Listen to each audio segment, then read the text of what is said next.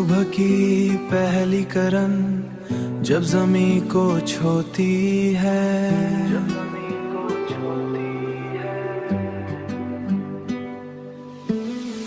और पुरंदे अपनी मुधम आधम आवाजों में नए दिन का आगाज करते हैं।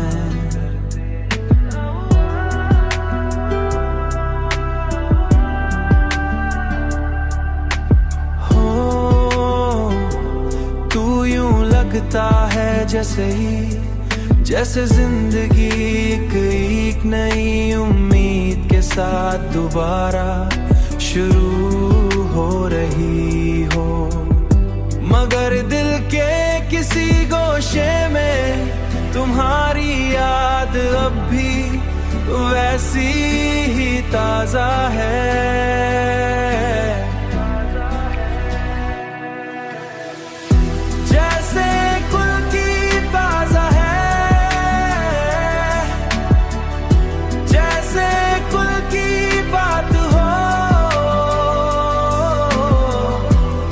से कुल की बात हो,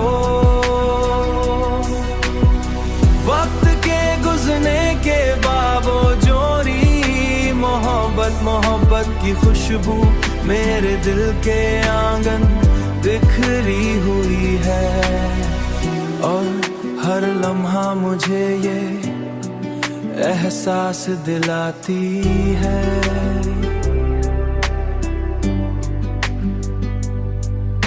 कि सच्ची मोहब्बत कभी खत्म नहीं होती, बल्कि यादों की सूरत में हमेशा जिंदा रहती है।